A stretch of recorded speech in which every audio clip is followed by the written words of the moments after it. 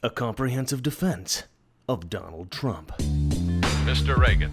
It is absurd that a defense of Donald Trump must be made. Why does the press even hate Donald Trump so much? Is it because the economy is growing so much? Is it because tax cuts are a huge success? Is it because unemployment is so absurdly low? Is it because Donald Trump has rolled back more regulations than any president in history? Which is great for everybody, by the way. Is it because ISIS is no longer a thing? Is it because NATO countries are now paying their fair share or close to it? Is it because he moved the US Embassy in Israel to Jerusalem, which every president, including Barack Obama, promised to do, but nobody did? Is it because he's creating peace in the Korean Peninsula? Is it because his strong foreign policy is just generally amazing?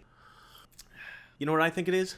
I think it's that Donald Trump doesn't drink. I've never had a drink. I've never had a glass of alcohol. A lot of people on the left say they don't trust anybody who doesn't drink. I think that's it. I think I've nailed it. If you watch CNN, MSNBC, listen to NPR, or any news organizations from any country outside of the US, you will find that just about everyone, every reporter, every world leader, every politician seems to want to take down Donald Trump. Now, I can understand this to some extent. There is a similar sentiment about America generally. A lot of people both outside and even inside the United States want to take down America. It's the King of the Hill phenomenon. When I was a kid, we used to play a game called King of the Hill. You know, you just go find a hill, somebody would stand at the top, and everybody would try to push that person down the hill. And if anybody else got up there, they would announce that they were now King of the Hill, and everybody would try to push them off. America has been King of the Hill for a really long time. And a lot of other kids are starting to get really frustrated. And a lot of people really want to push America off of its perch. I think that Donald Trump criticisms fall into four categories: racist, sexist, idiot, and megalomaniac. Recently, Trump was criticized by the media and many fellow conservatives for apparently siding with Vladimir Putin over the CIA. The reaction was intense, and that is an extreme understatement. It was this controversy that inspired me to produce this video. The world's reaction to the Putin meeting, it reminded me of the uproar in the press after Donald Trump canceled his meeting with Kim Jong-un. Now, it was obvious to me, when he canceled that meeting, that the cancellation was merely a negotiating tactic. It was what some people refer to as a power play.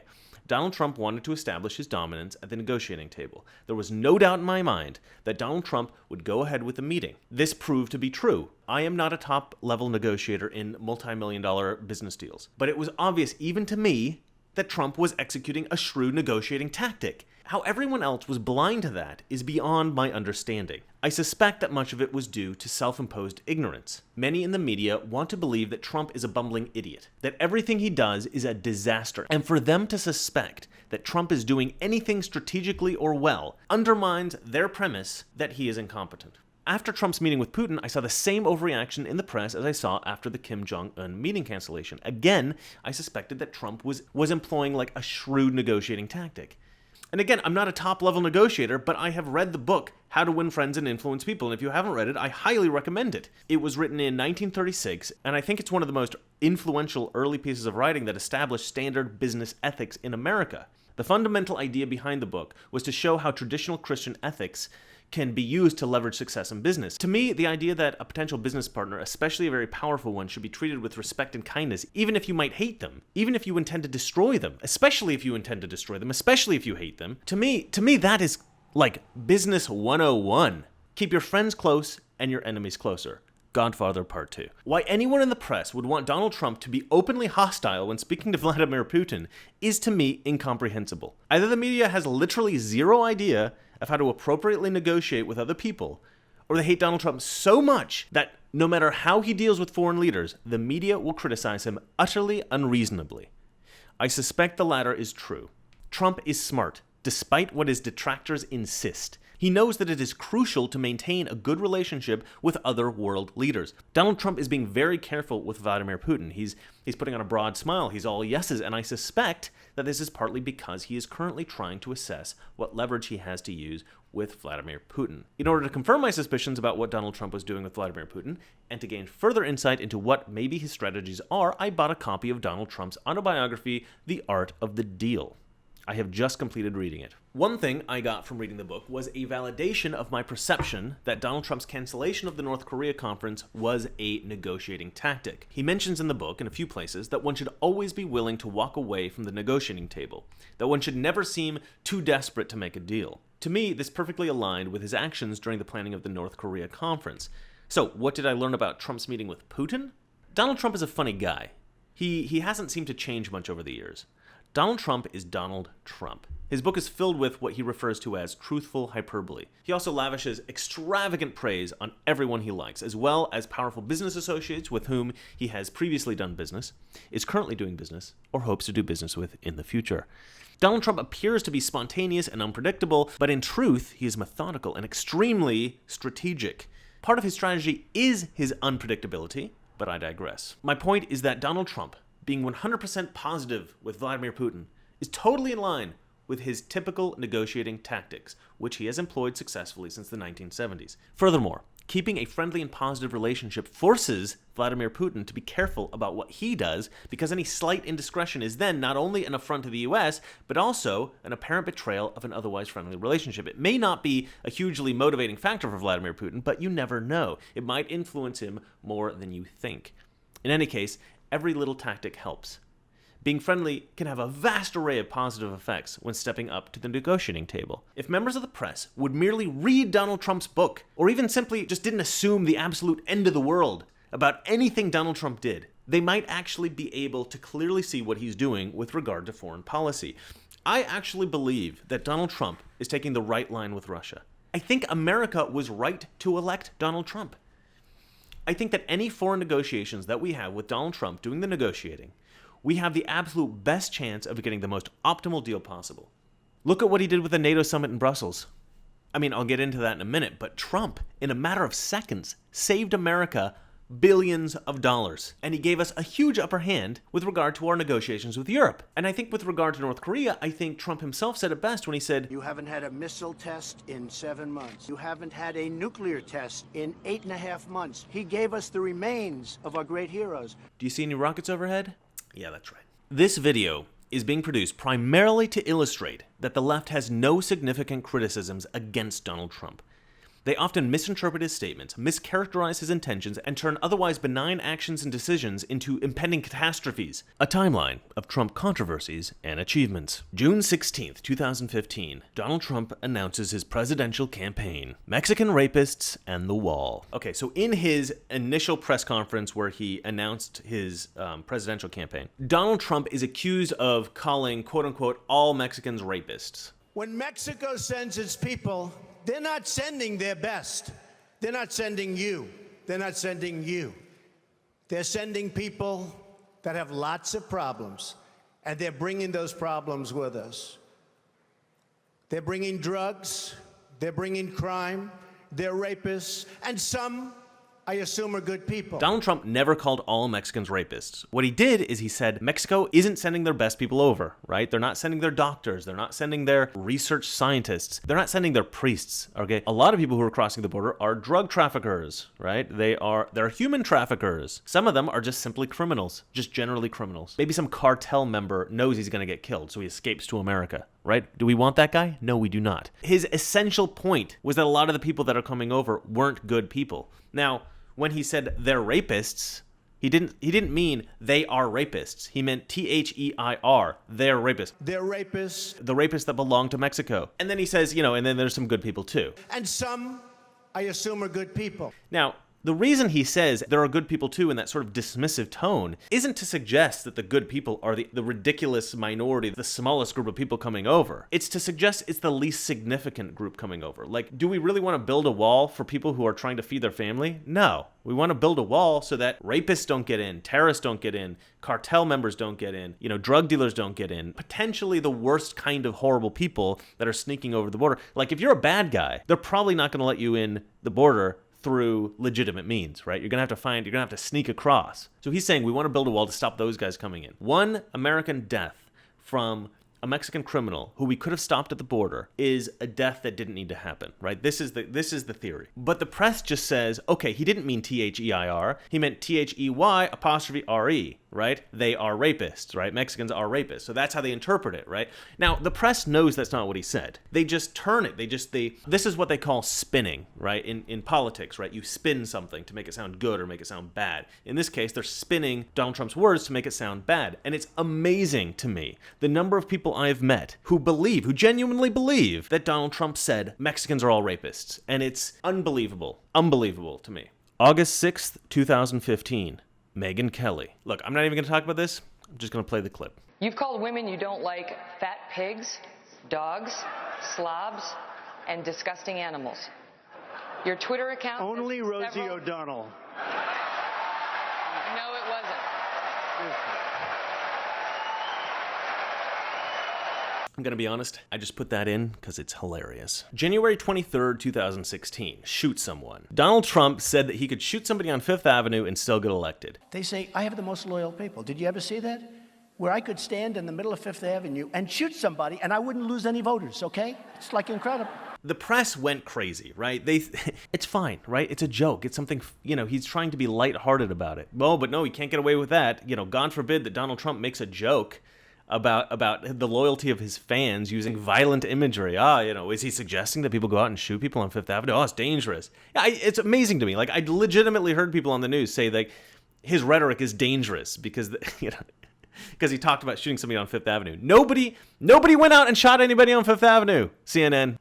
Oh my gosh. The press consistently overplays their hand on these things, right? It's like the boy who cried wolf. Donald Trump does things that are legitimately kind of crappy. All right, that his base actually looks at and says, we don't really like that. CNN and the mainstream media, they don't know what to go after. They go after every little thing, right? So if a legitimate controversy comes around, something that his supporters wouldn't like, they don't care anymore because CNN is the boy who cried wolf. CNN goes screaming and shouting about every little thing that Donald Trump does. Donald Trump could walk funny one day. In fact, he did. The Elizabeth thing. He he didn't see where she was or something, and it became a controversy. Like, seriously? You're going to make that into a controversy? If you're going to make that into a controversy, we're not going to respect you when you make serious things a controversy. Like, focus on the real controversies. February 28th, 2016. Jake Tapper, I don't know anything about the Ku Klux Klan. I want to ask you about the Anti-Defamation League, which this week called on you to publicly condemn unequivocally the racism of former KKK Grand Wizard David Duke, who recently said that voting against you at this point would be treason to your heritage. Will you unequivocally condemn David Duke and say that you don't want his vote or that of other white supremacists in this election? Well, just so you understand, I don't know anything about David Duke, okay? I don't know anything about what you're even talking about with white supremacy or white supremacists. So I don't know. I mean, I don't know, did he endorse me or what's going on? Because, I know nothing about David Duke. I know nothing about white supremacists. And so you're asking me a question that I'm supposed to be talking about people that I know nothing about. So what happened here? Jake Tapper is harassing Donald Trump. Do you denounce David Duke? Do you denounce the Ku Klux Klan? What is your association with them? Blah, blah, blah, blah, blah. All right, look, I've said this a number of times. Just because somebody supports you, that doesn't mean you support them. So Jake Tapper is trying to suggest that Donald Trump is somehow cool with the Klan, right? Oh, he's cool with David Duke because he didn't say, I denounce them immediately. What did Trump say? He said something that was actually more significant than I denounced them. He said, look, I don't even know anything about those people, right? And I genuinely believe that about Donald Trump. I don't think he knows. Donald Trump's not from the South. Donald Trump's from New York. If you've lived in New York, and I've lived in New York, you can't walk a block without seeing somebody from every corner of the globe. The cultural integration is insane in New York, more than anywhere else I've ever been in my whole life. If you want to believe that Donald Trump is a racist, I suppose you can do that. But there is absolutely zero evidence for it. To me, it's an absurdity. The whole racism thing, I think, is very sadly tacked on to Donald Trump's persona simply because he's decided to become a Republican now. I mean, he was a registered Democrat for a long time. So, but, if he had run as a Democrat, nobody would have tagged him as a racist. But because he's a Republican now, suddenly he's a racist, right? Because that's their line on us. They don't want to have an argument with a conservative. They just want to label every Republican, every conservative as a racist, because it's so much easier than having an actual discussion. Sorry, Donald, it's the price of being a Republican, I guess, in America. March 5th, 2016, the Nazi salute. Okay, wait, let's do a pledge. Raise your right hand. I do solemnly swear that I, no matter how I feel, no matter what the conditions, if there's hurricanes or whatever, that's good enough, will vote on or before the 12th for Donald J. Trump for president. Thank you.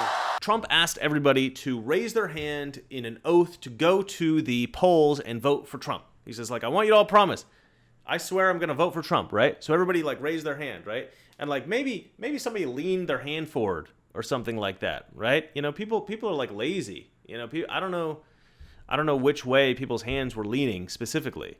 But there's absolutely no reference to Nazis. There's lots of times we hold up our hand. You know, you hold up your hand to actually take the oath of office as president.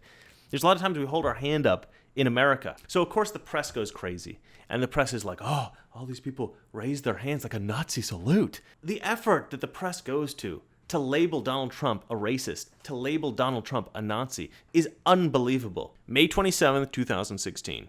Judge Gonzalo Curiel. So Donald Trump had this case, whether or not Trump University was a scam. I think it was one of those things that he invested in. He put his name on it, but he didn't really want to have anything to do with it. It was just like an investment deal for him.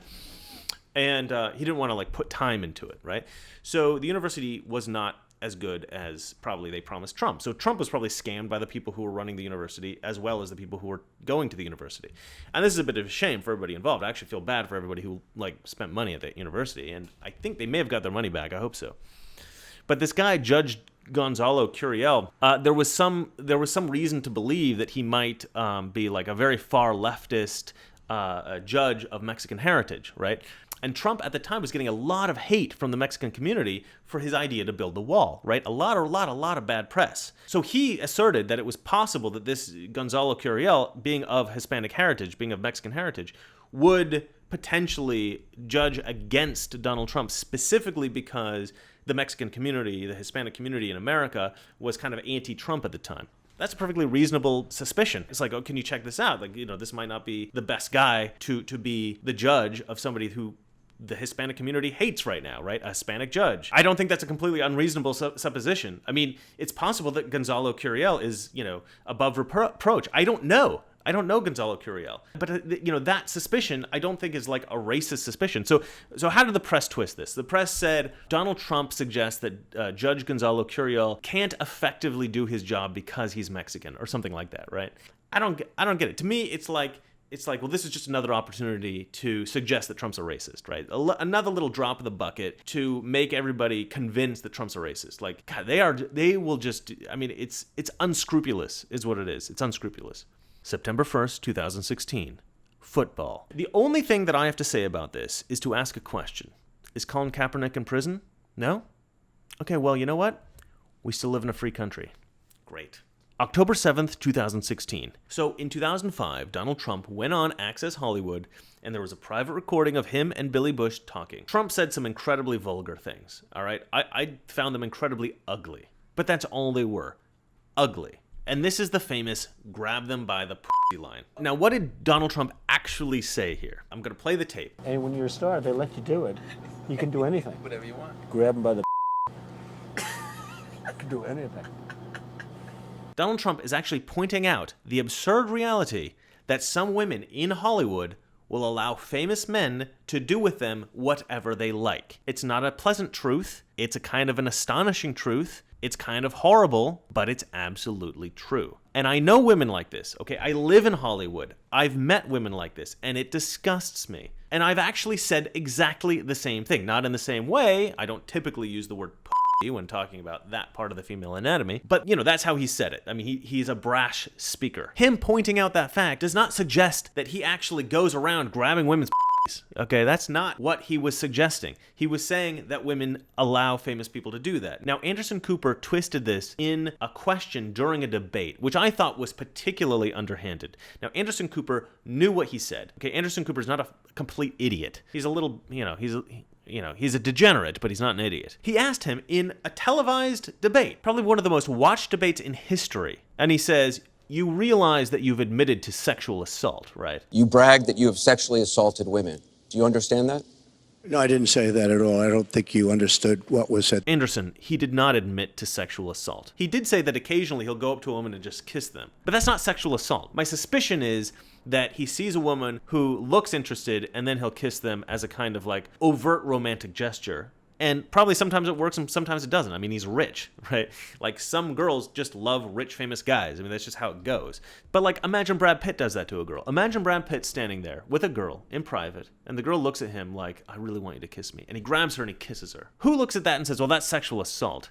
No, it isn't. That's just him making a move. And the woman is probably quite happy about it. Now, in the case of Donald Trump, he's not utterly horrific. And, you know, it's a risk. It's a bold move. But if you're not bold as a man, you're probably not that attractive to women anyway. My point is, yeah, the tape's ugly. Nobody liked to hear that. But did Trump admit to anything illegal? No. Did he do anything terribly unethical? I actually don't think so. I mean, maybe he has, but it certainly wasn't admitted to in that tape. October 16th, sexual assault allegations. Now, after this tape came out, a lot of women came out and said, oh, I was sexually assaulted. Okay, so I watched an interview with the women who claimed to have been sexually assaulted by Donald Trump. The stories of these women are unbelievably benign. It is just the weakest accusations. So they interview the girl who had the most severe story. What did she say? I don't know. I'm gonna have to play the tape for you. Well, I worked in Trump Tower, so I would see him almost daily, you know, waiting for his elevator. And on one day, I decided to introduce myself, and he shook my hand, you know, and he kind of gave me the normal double cheek kiss. But then he held onto my hand, and he kept kissing me. You know, he kept asking me maybe a question, where are you from, and kissing me again. Where is and this? Again. Where's this happening? It's right outside the elevator. It's right outside my office. So he kept kissing you? Yeah, he went, I don't know how many times back and forth, multiple, and then he kissed me on the lips. And I was shocked, yeah. Okay, and the hilarious thing is the interviewer asks her, she says, well, do you think this was sexual assault or do you think this was just Donald Trump making a move, right? He was just trying to get with you because he misinterpreted your body language and he just thought you liked him. And she said, oh, that's absolutely what that was. That's absolutely what that was. Just this past Friday, Juliette Huddy, a former colleague of mine at Fox News, Juliette went on to say she didn't feel threatened. She thought it was a guy taking a shot, you know, at her. Who failed, you know, who misread the situation. How did you take it? I mean, I felt the same way, I guess, but I was uncomfortable because he was someone I saw regularly. If you suggest to him, if he is under the impression that you want him to kiss you, and he kisses you, guys have to be able to make moves on women for the procreation of the species. If we start to outlaw romantic gestures, the human race will die off.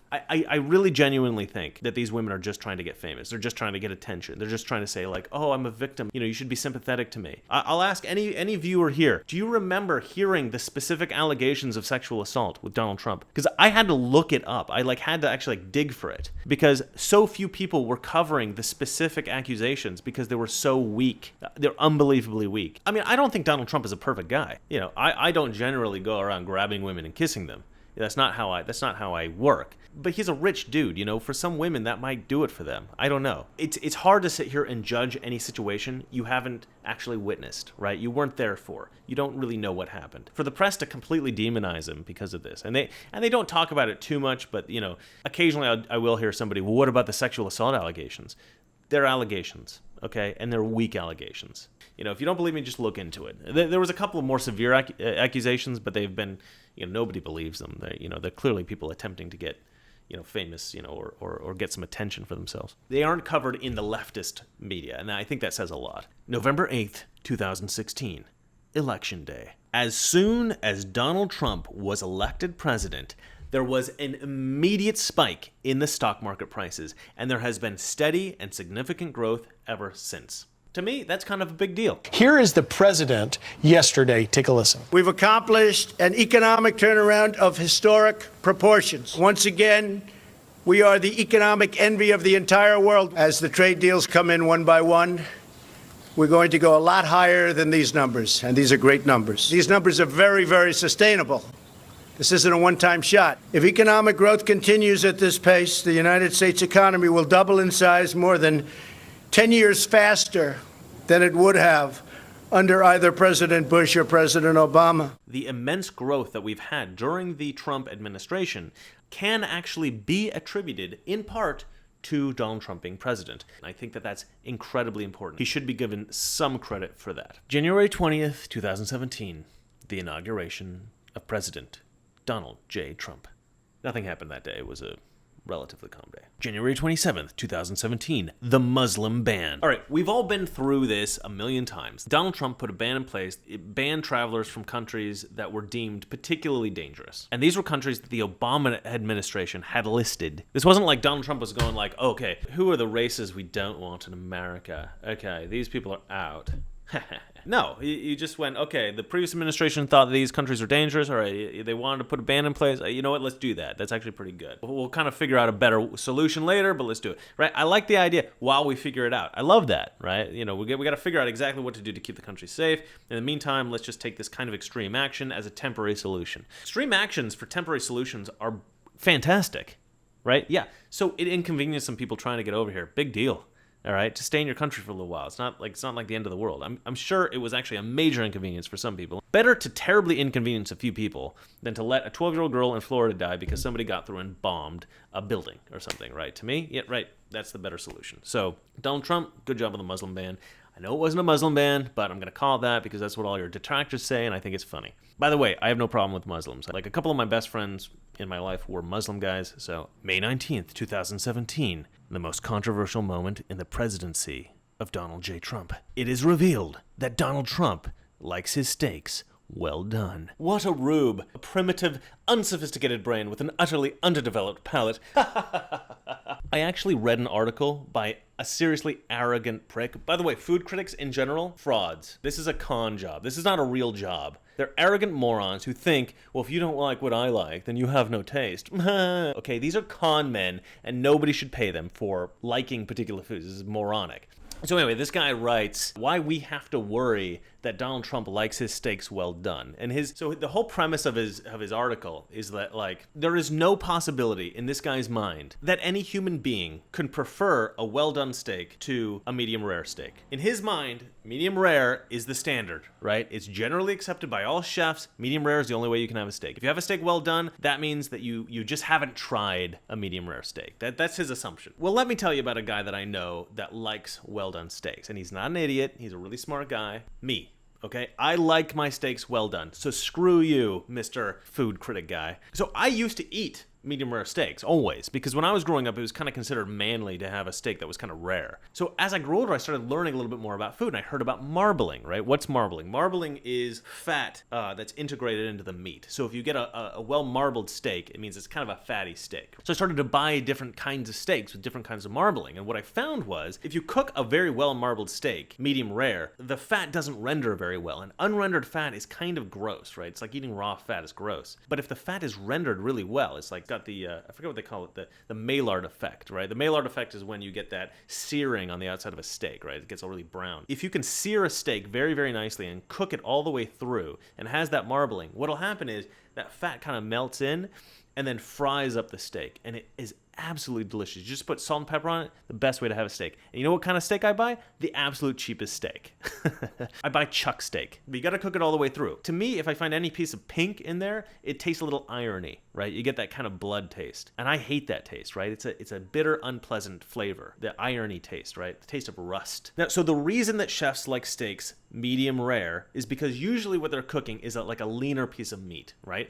And if you cook it all the way through, it really dries it out. But with a well-marbled steak, you don't have that problem. So, I mean, I don't know what kind of cuts of steak that Trump's getting, but if it's well-marbled steak and he's getting it well done, it's probably phenomenally delicious. Now, Trump also has it with ketchup. Okay, I don't understand that at all. But a lot of people eat steak with barbecue sauce or A1 sauce, and that's not that far off from ketchup. I think that we associate ketchup with like macaroni and cheese or cheese sandwiches or stuff like this, McDonald's hamburgers, and so people kind of associate ketchup with childhood. So they think, oh, you know, Donald Trump must have the mind of a child if he has a steak with ketchup. Okay, I would say this. Perhaps that's how Donald Trump had it as a little kid. And maybe Trump was a little nostalgic. Okay, apparently, according to the same writer, Donald Trump prefers the meatloaf that his mom used to make when he was a little boy, and that's all he eats when he's at Mar-a-Lago, right? I love that. That's just endearing. That's lovely. I love that, okay? He eats the meatloaf his mom used to make. That's just wonderful. Does this man not have a right to nostalgia? We all indulge in nostalgia, okay? The 80s are so big right now. If you watch Stranger Things, you have no right to criticize Trump for eating ketchup with his steak. Nostalgia is a beautiful thing. It allows us to sort of take comfort in our childhood, the beautiful days of childhood.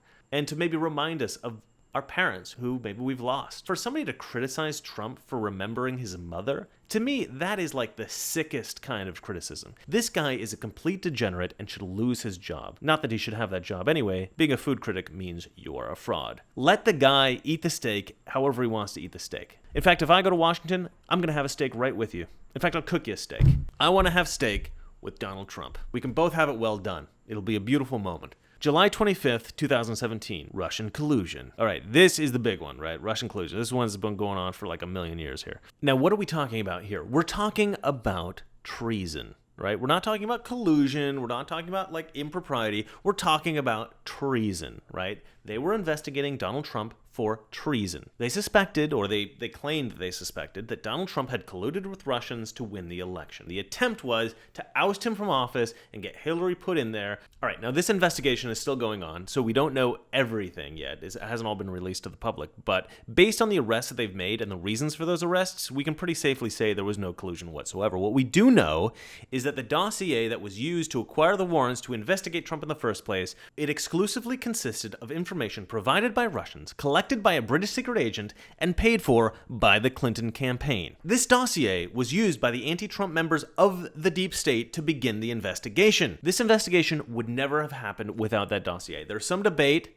about how crucial the dossier was in securing the warrants, but everything I've seen on television or read about it indicates that the dossier was instrumental. What is the deep state? The deep state is merely this: powerful government officials who have no term limits. They see elected officials come and go, and they hold positions for decades. They exert their influence over the country to their own ends. Their aims may align with the country. In this case, we don't care what they do, but they may not. And it's when they do not align that we have a problem. And in this case, they absolutely do not. These deep state actors are trying to take down a sitting president, and their accusation of him is treason? How have these people not been arrested for treason themselves? They just keep releasing dirt on Trump that's irrelevant to the treason investigation. The entire thing is just an excuse to legally dig through Trump's trash, open his mail, try to find whatever dirt they can find on him to take him down. It needs to end. I think Congress or the president or whoever should say, you know what? Your investigation has 1 week left. Gather your evidence, present it to the American people. It's gone on long enough. Done. Boom. Enough. If they haven't found evidence of treason yet, they never will. No other accusation is relevant. It doesn't matter whether he talked to a Russian at some point. All that matters is if Trump intentionally subverted the will of the American people, and he wouldn't have won the election otherwise. But that never happened. We know that didn't happen. All the investigators know that didn't happen. Again, it's just an excuse to dig up dirt on the president. Has to stop. Russian interference. This is not so much an accusation against Trump, but it's tied to the collusion charge. Okay, so the idea is that the Russians somehow tried to influence the election, regardless of the Trump connection, in favor of Donald Trump, right? That was the idea. So some Russians, we don't know if they have any ties to the Kremlin or not. We've just been told that they're Russians by our intelligence agencies, apparently purchased some ads on Facebook that the mainstream media insists were efforts to get Trump elected. But these ads include anti-Trump ads. Okay, most of the ads were typical mudslinging type campaign ads against both Hillary and Trump, but some of them were like pro-Black Lives Matter, some of them were pro-Bernie, and they seemed to target more radical elements in the United States. Russia just wanted to sow discord during the election, and it was super ineffective. The stuff that American university students say is far more provocative than what was in these ads. You're f***ing a white male! The position of the leftist press is that since there were more anti-Hillary ads than anti-Trump ads, well, the Russians involved must have wanted Trump elected, but there is no evidence whatsoever that this is true. It's pure speculation as a way of demonizing Trump as usual, right? They're trying to use it as evidence to suggest that, well, the Russians are generally pro-Trump, so it makes sense that they were colluding with Donald Trump. Come on. There were anti-Trump ads. Anti-Trump ads. Why would they do that? If they're colluding with Trump, they really wanted to get Trump. They were just sowing discord. But to sit here and say, because Russia produced ads, Trump is evil. Come on. There were anti-Trump ads there. Mainstream media. You morons. August 15th, 2017. Charlottesville. Well, excuse me. I've condemned neo-Nazis. I've condemned many different groups. But not all of those people were neo-Nazis, believe me. Not all of those people were white supremacists by any stretch. Those people were also there because they wanted to protest the taking down of a statue, Robert E. Lee. Are you putting what you're calling the alt-left and white supremacists on the same moral plane? I'm not putting anybody on a moral plane. What I'm saying is this. You had a group on one side and you had a group on the other, and they came at each other with clubs, and it was vicious, and it was horrible, and it was a horrible thing to watch. But there is another side.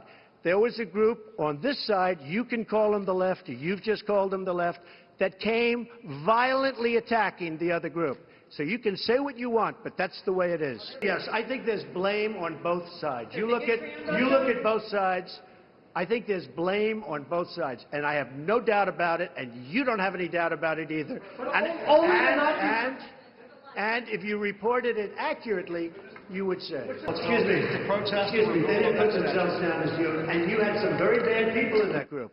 But you also had people that were very fine people on both sides. The point that Trump was really trying to make is that the protesters were pretty messed up too. They were pretty bad people. But the press focused exclusively on the marchers. They had no interest in covering how vulgar, horrible, and violent, really violent, the protesters of the marchers were. And I actually genuinely think the protesters were worse than the marchers. I don't support white supremacy. I don't support white nationalism, neo-Nazis. I don't like that stuff. But I certainly don't like people going out and intentionally causing violence. Okay, that's just as bad. I know these people feel like righteous indignation, right? Oh, they're racist, so we have the right to murder them. No, you don't. I think what we have to do in America is stop hating people for their ideas and simply hate the ideas, but show some modicum of respect to the people who hold those ideas. Because you're never going to convince somebody that they're wrong if you just act hateful toward them. Okay? That's not going to help things. You're not going to convince a single Charlottesville marcher that they're wrong by physically attacking them. Okay? That's not going to happen. So were there fine people on both sides? Maybe there were. You know, if Donald Trump thinks that, it doesn't make him evil. He's certainly not a racist. And this is just another one of those instances where the press is just trying to find a way to spin it so that Donald Trump looks like a racist. And to me, it is despicable. September 19th, 2017. Little Rocket Man. Again, the press loses their shit. You're gonna cause World War III. They have nuclear missiles. They're gonna kill us all. This idea that Donald Trump does not know how to negotiate with world leaders. Like, here's an idea. Here, what's the alternative, guys? Is the alternative to, like, acquiesce to everything Kim Jong-un says? You have no leverage without strength. Let's say you've got a bully in school, right? And you're a nerd, and the bully's beating you up all the time. And this other nerd comes over and he says, "Stop that!" And the bully just kind of laughs at him. Is that effective? I don't think so. But if another nerd comes up and the bully's picking on him, and the nerd just comes around and decks him, knocks out the bully, the bully's going to think twice about picking on nerds from that point on, right? The nerd who decked him, that's the guy you want to be friends with, because he's going to protect you. He's a badass. The guy going, "Stop, please stop. Please stop." He's not going to protect you. You don't want to be friends with him, right? That's the difference between Obama and Trump. Trump throws rhetorical punches. He's not fighting with a feather duster like Obama, all right? This is how you speak to tyrants. They don't respect limp wrists of leftist diplomats. They respect only the solid fist of a strong conservative. He demands that people show respect to the United States and the rest of the world, and they do not threaten us with nuclear weapons, okay? Because we will obliterate them. It's true. It's. I think previous presidents felt like they didn't have to say that, but as the rhetoric got weaker and weaker and weaker, certain kind of dictatorial regimes, I think, did lose respect for America, and Trump is bringing that respect back. So when Trump says something like a little rocket man and shows a lack of respect to Kim Jong-un, believe it or not, respects that rhetoric, because that's how he talks. You know, in a way, I'm kind of the same. Like, I'm pretty good at debate, right? I'm pretty well-spoken.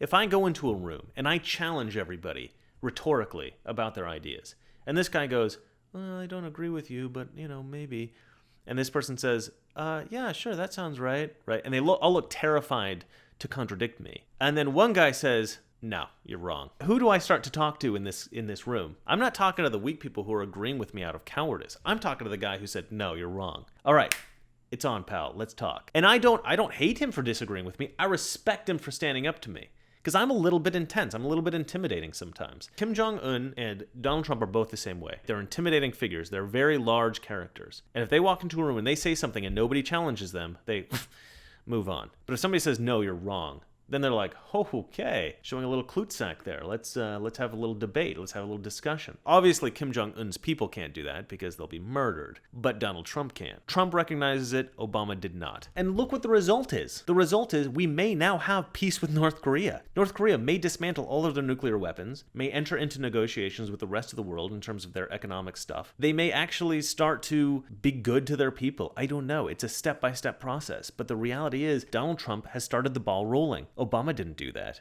Trump did. January 12th, 2018. Stormy Daniels. This is a genuine scandal. It's a real-life moral deficiency on the part of Donald Trump, and it should be condemned. That said, this is a case of the left overplaying its hand. Donald Trump is known for being unfaithful. He's had 3 wives after all. He's in great company amongst US presidents in that regard. I don't think American voters love it when their president is caught cheating, but here's the catch. Neither do we think it's a fatal flaw. Though it may indicate a broader lack of morality, infidelity in itself does not make a man unfit for office. There is no executive decision that will be influenced by this moral failing. And look, it's not as if Donald Trump had this affair while in office, like Bill Clinton or John F. Kennedy. However, it's still ugly. But the press didn't even focus on Trump's real vulnerability here. What was that vulnerability? His current wife, the woman he cheated on, Melania. Why didn't the press exploit the image of the sympathetic wife cheated on by her rotten husband? Because they hate Melania. I think they hate Melania more than Donald Trump, and it's weird. The reality is, Melania isn't that sympathetic a character, especially for the left. She's strikingly beautiful, she's married a super rich guy who became president, and she has a steely-eyed stare, right? Leftists hate her, and they want to hate her, and they have no interest in being sympathetic to her. But still, focusing on the infidelity would have been the best bet for the press. But what did they do? They tried to find some point of illegality. They wanted to find some way of showing Trump was guilty of a crime. They wanted to paint Stormy Daniels as a victim of Trump's predation, even though it was perfectly clear that she was with Trump consensually and most certainly because she wanted to get on to The Apprentice. You see, with a woman like Stormy Daniels, the #MeToo thing happens in the opposite way. It's not the powerful man telling the woman, sleep with me and I'll make you famous. It's the diabolical woman saying, I'll sleep with you if you consider making me famous. There's now a new girl in the news, Karen McDougal, and the press is predictably doing the same thing. The left seems to have this singular idea about Trump. Impeachment. Because of this, they consistently overplay their hand. They end up with zero political capital gained. It's another case of the press crying wolf. The American people no longer take the press seriously when they condemn Trump for anything anymore. It may be a legitimate criticism, but we don't care anymore. Because you're constantly criticizing him for the most idiotic things, like how he prepares his steak. March 8th, 2018. Tariffs. Okay, this is my take on tariffs. I'm generally a free trade guy. I don't like tariffs. That said, one has to consider what industries are of strong benefit to one's nation and why those industries might be of benefit. Economists who exclusively prioritize the bottom line would say that the loss of an entire industry is inconsequential.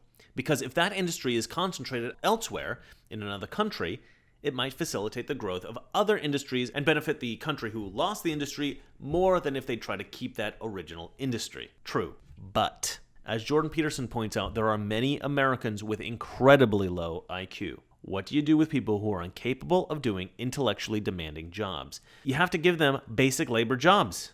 Now, I'm not condemning all steel labor jobs is intellectually undemanding, but many jobs in that industry are, and, smart guys even like labor jobs sometimes. Don't ask me why, but it's true. The truth is, there are a lot of guys out there who want steel jobs, who want logging jobs. There are guys out there who just prefer certain traditional professions that the intellectual elite might think of as useless, but they like those jobs. And furthermore, we cannot push our society into a country of exclusively intellectually demanding industries. A huge proportion of working Americans would never be capable of performing those jobs. And look, I don't think that this is Trump's reasoning. I think Trump wants to make sure that we have enough steel to keep our military going in case of a serious threat. And this is also a valid reason. Either way, there is benefit to keeping certain industries in the US despite the fact that it might not be the optimal strategy for economic growth. Okay, so now on the same day, March 8th, 2018, it was announced that Donald Trump would be meeting Kim Jong-un. The press went mental. Richard Blumenthal, the Democratic senator from Connecticut, said, North Korea is devising ways to deceive the United States. Tom Nichols of USA Today said, if Trump actually succeeds in beginning the denuclearization annihilation of North Korea. He will be far worthier of a Nobel Prize than Barack Obama ever was. But the chances of this are roughly zero. More likely is that this will end in diplomatic disaster. Really, did it end in disaster? Because I don't remember that happening. May 24th, 2018, pulling out of the meeting with North Korea. Now, remember what I said before, this was a negotiating tactic, executed beautifully and with the deft of a true master. Even so, Jonathan Bernstein of Bloomberg said, add North Korea to Trump's foreign policy blunders. Trump seems to make important foreign policy decisions based on who flattered him best or what cable news pundits say. Alex Shepard of The New Republic said, there's no magic bullet or magic summit that will resolve the North Korea situation. Trump has finally acknowledged that. But in Trumpian fashion, he's done so in a way that escalates the situation and alienates our allies. It's funny because I don't remember our allies becoming alienated because of his cancellation of the meeting. In fact, considering the fact that it was clearly a negotiating tactic, people who were doubtful probably respect him a lot more now. June 12th, 2018, the actual meeting with North Korea. So now, not a lot of people criticize the actual reinstatement of the meeting with North Korea, at least I didn't see anything like that, but a lot of people criticized Trump after the meeting with North Korea. Lindsay Ford of the New York Times said, Trump got outplayed in North Korea. Max Boot of the Washington Post wrote, Kim Jong-un has played Trump like a Stradivarius. Trump's dealings with North Korea have been a masterclass in self-deception. Kim Jong-un has gotten everything he wanted, sanction relaxation, international legitimization, without giving up a single thing in return. New satellite images from North Korea appear to show the dismantling of key facilities at a missile engine testing site. Now, the research group 38 North says North Korea is breaking down an engine testing stand that is used to develop liquid fuel engines for ballistic missiles. 38 North says the Sohae site has been the nation's main satellite launch base since 2012. The site is believed to have played a major role in North Korea's long-range missile program. President Trump said North Korean leader Kim Jong-un told him the government would dismantle a missile engine testing site when the two met in Singapore last month. A 38 North analyst calls this latest move an important first step. The remains of 55 U.S. service members killed in the Korean War returned to the U.S. by North Korea. The 55 cases were each draped with the flag of the United Nations, and they arrived aboard a U.S. military plane at Osan Air Base just outside Seoul, South Korea. This transfer had been negotiated last month during President Trump's summit with Kim in Singapore, where they reportedly discussed this matter directly face-to-face. The return of remains is viewed as a way for the North to demonstrate its intent to follow through on other commitments that Kim made to President Trump, including, most importantly, the commitment to denuclearize. That's right. Thank you, Donald Trump. Why can't the press just say thank you every once in a while? I think the people on Fox do it. You know why? Because they're fair and balanced. I mean, I think it's fairly obvious that Trump did a pretty phenomenal job in North Korea. You know, everything's not said and done just yet. I mean, we don't know exactly what the long-term consequences are of that summit, but it seems pretty good so far, right? Everybody seems to be playing ball. And to not give credit to Trump at this point, I mean, it's just head in the sand mentality here. It's what my writing partner Kurt would call aggressive ignorance.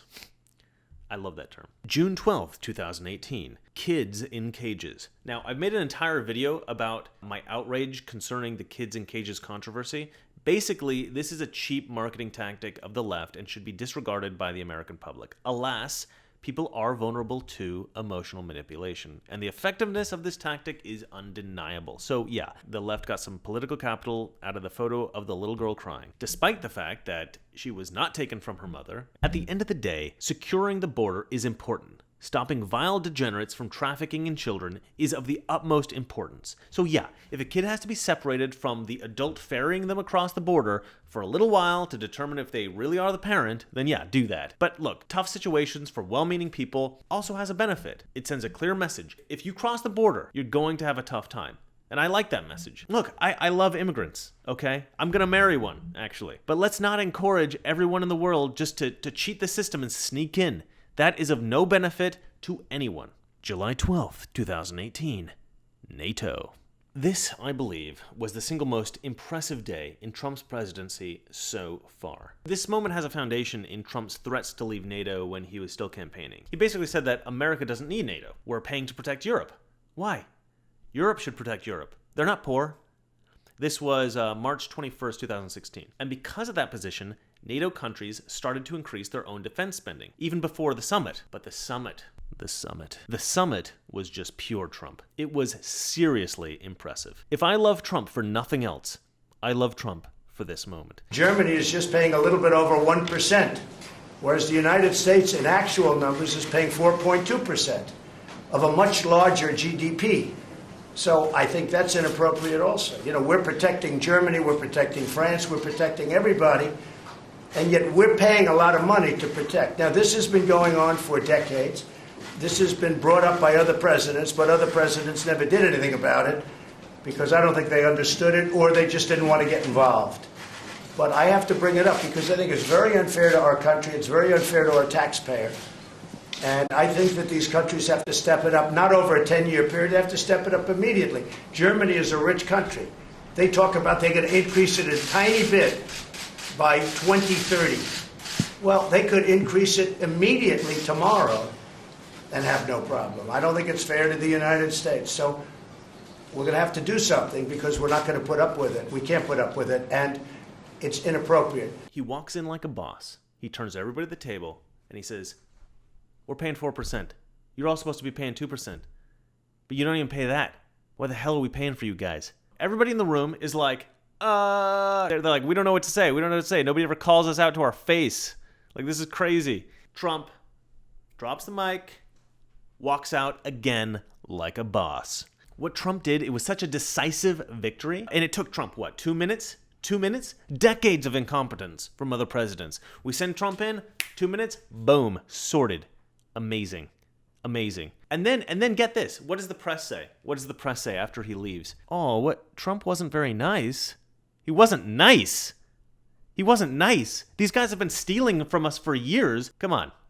Let's get real here. You know, Trump saved us billions of dollars in like 2 minutes, and you're complaining that he wasn't polite about it. The press will literally criticize Trump for anything. It's insane. Donald Trump could save the life of a 9-year-old girl, and the press would find some way to criticize him. Oh, when Trump snatched that girl off the cliff edge, he was a little rough about it. I mean, come on, like, give the guy a break. It was literally the most beautiful negotiation I've ever seen in my entire life, and the press is like criticizing him for not being polite. The mainstream media needs to check themselves. They really need to check themselves. Final thoughts. Trump is an imperfect man. But to say he's a truly good person or a seriously bad guy, I think that is very hard to say.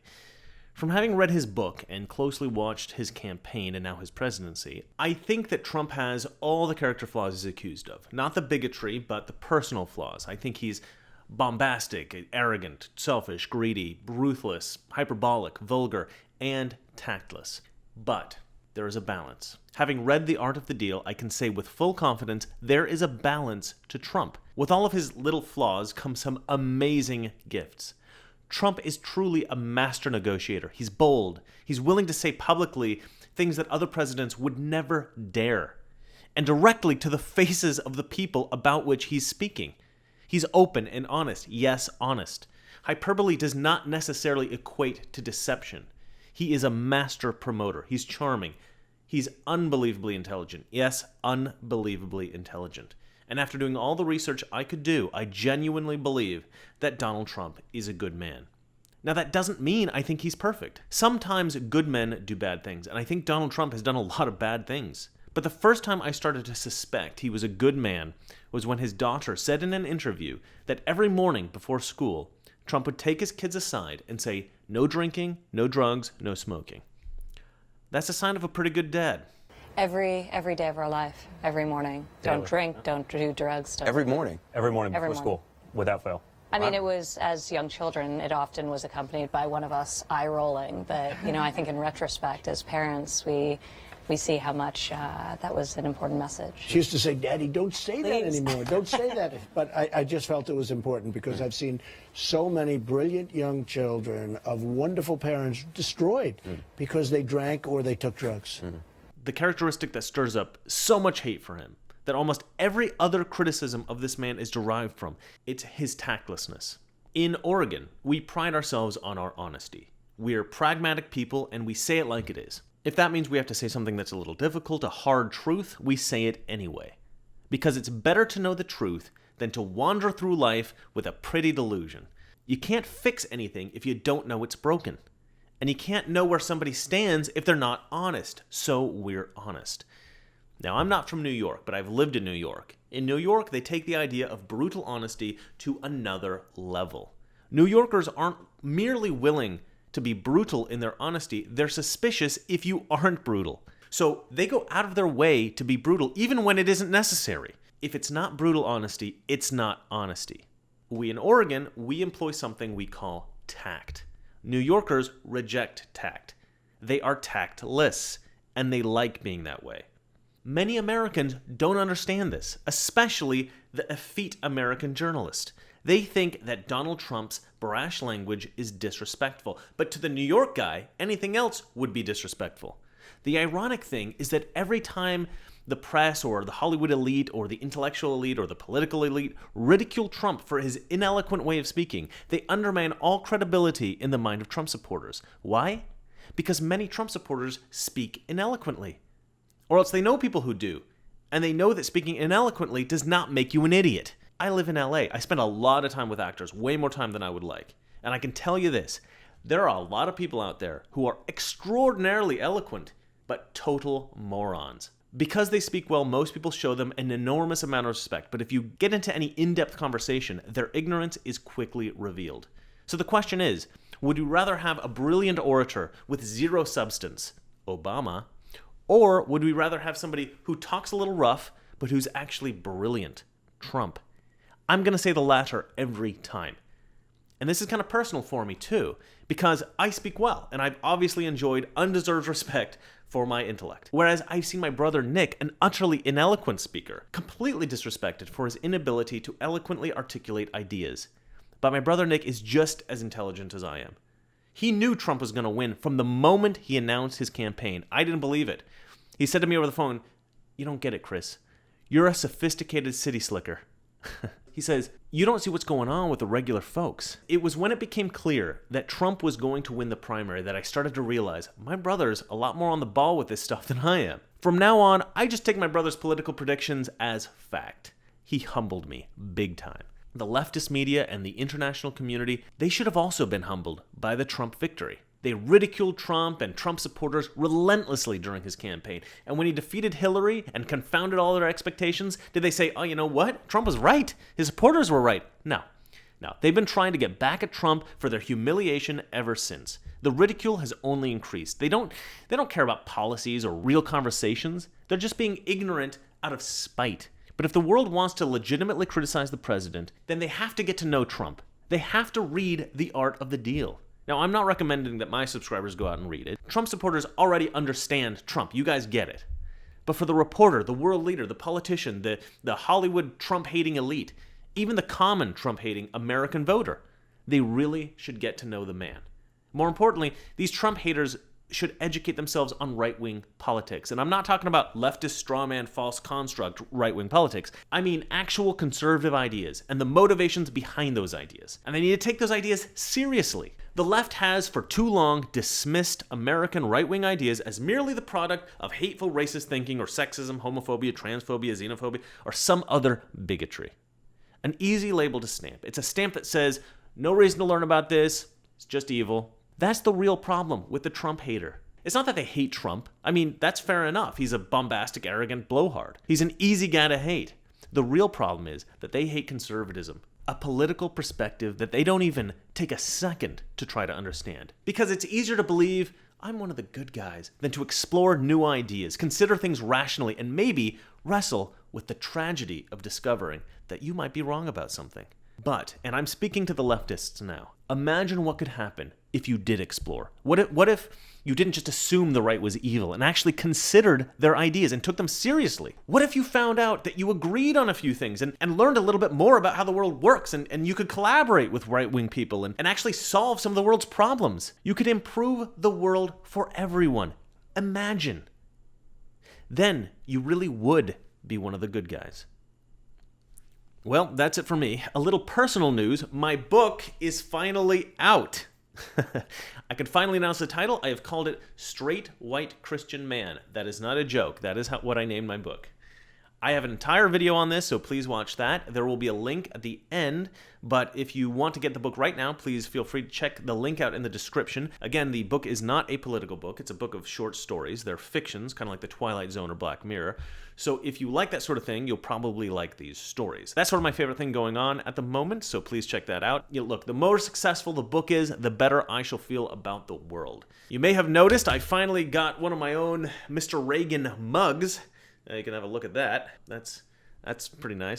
If you'd like one of those, you can buy it, or a t-shirt or whatever. The link is in the description. They're a little overpriced, not gonna lie, but every purchase helps me out big time. Or you can support me on my Patreon. That helps to build the channel.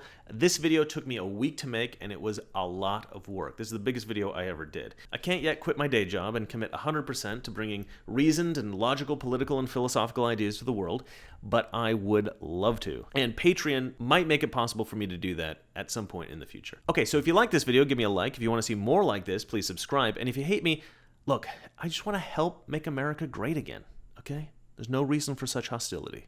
Good night. This is the specter our well-meaning liberal friends refuse to face, that their policy of accommodation is appeasement. If we continue to accommodate, continue to back and retreat, therein lies the road to war. You and I know and do not believe that life is so dear and peace so sweet as to be purchased at the price of chains and slavery.